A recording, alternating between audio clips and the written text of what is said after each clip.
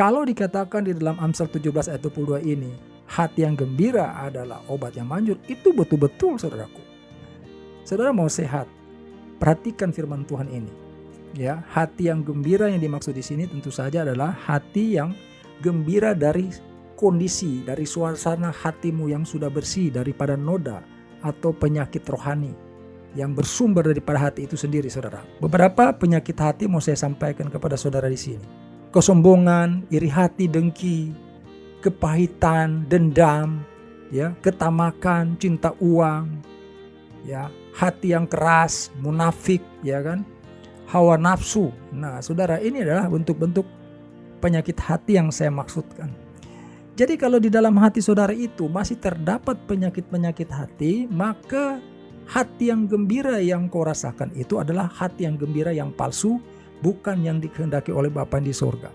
Itulah sebabnya walaupun saudara tertawa terbahak-bahak, saudara gembira berada di mall, ya kan, saudara gembira berada di tempat-tempat yang saudara senangi, saudara gembira lagi kongko dengan teman-temanmu, saudara gembira karena ada barang-barang yang bagus yang saudara idam-idamkan saudara bisa beli, itu semua adalah kegembiraan yang palsu yang tidak menjurus kepada obat yang manjur tadi.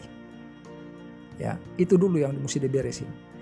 Jadi sebenarnya kita ini sudah diciptakan Tuhan dengan sedemikian rupa, saudaraku, termasuk dengan kesehatan kita sudah dijaganya, saudaraku. Ya, kalau saudara adalah seorang yang taat dan setia kepada firman Tuhan, mustahil saudara itu akan hidup dalam sakit-sakitan, saudara.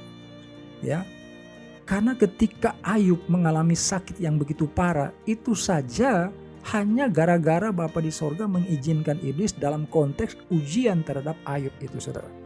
Ya, kalau Bapa di sorga tidak izinkan, tidak terjadi itu. Ya, iblis bahkan mengakui di hadapan Bapa di sorga bahwa dia tidak bisa berbuat apa-apa di dalam kehidupan Ayub karena Bapa di sorga memagari hidup Ayub. Ya, jadi kalau saudara itu merasakan dalam proses kehidupan saudara itu sering sakit-sakitan, saudaraku, ya, lebih sebenarnya itu kepada ketidaktaatanmu dalam menjalankan firman Tuhan. Ya, kalau kita itu memperhatikan betul firman Tuhan dalam hidup kita, saudara, kita juga akan terkontrol dengan apa yang kita makan, dengan apa yang kita minum, iya kan? Kita akan terkontrol dengan hati dan perasaan kita dan pikiran kita. Karena firman Tuhan itu membawa ketenangan, membawa kedamaian, membawa sukacita dalam diri kita.